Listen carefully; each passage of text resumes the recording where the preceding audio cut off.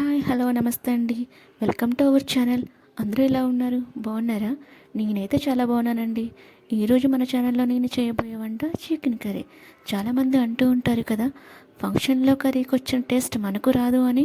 అలా ఎందుకు రాదు? అంతే టేస్టీగా ఈరోజు నేను కర్రీ చేయబోతున్నాను.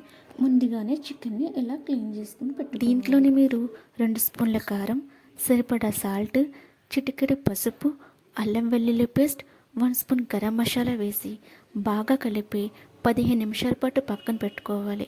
మీరు దీంట్లో నిమ్మరసం లేదా పెరుగు వేసుకోవచ్చు. నాకు సమయానికి 2 లేకపోవడం వల్ల నేను వేయలేకపోయాను, కానీ వేసుకుంటే చాలా టేస్టీగా ఉంటుంది. మీకు మ్యాగ్నేట్ చేసే అంత టైం కనుక లేకపోతే నార్మల్గా కూడా వేసుకోవచ్చు. ఇప్పుడు స్టవ్ మీద బ్యాండీ పెట్టుకొని 3 or 4 టేబుల్ స్పూన్ ఆయిల్ వేసుకోవాలి. ఇది వేడయ్యాక మసాలా దినుసులు వేసుకోవాలి. పలవాకు, దాల్చిన చెక్క, 2 లేదా 3 లవంగాలు, యాలక కూడా వేసుకోవచ్చు. కానీ దాని టేస్ట్ నాకు నచ్చదు కాబట్టి నేను వేసుకోలేదు. మీకు నచ్చితే మీరు వేసుకోండి. ఇది వేగాక సన్నగా తరిగి పెట్టుకున్న ఆనియన్స్ వేసుకోవాలి. దీనిలో చిటికెడు పసుపు వేసుకోండి. త్వరగా ఆనియన్స్ వేగుతాయి.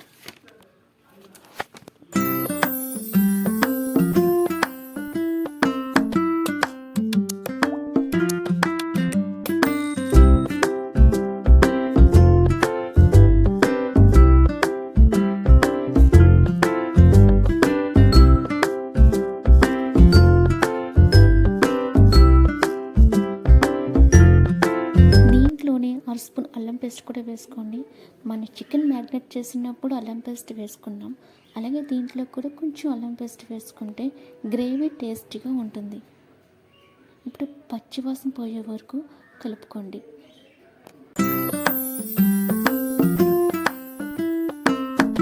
ఇప్పుడు మనం మ్యాగ్నేట్ చేసి పెట్టుకున్న చికెన్ వేసి బాగా కలుపుకోండి.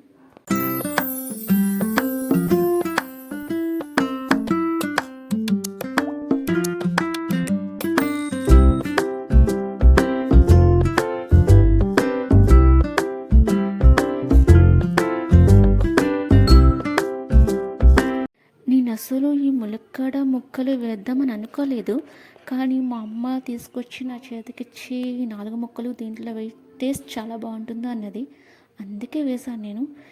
ఇక్కడైతే ములక్కాడ మాంసం చాలా ఫేమస్. మీరు కూడా ట్రై చేయండి, మీకు చాలా బాగా నచ్చుతుంది.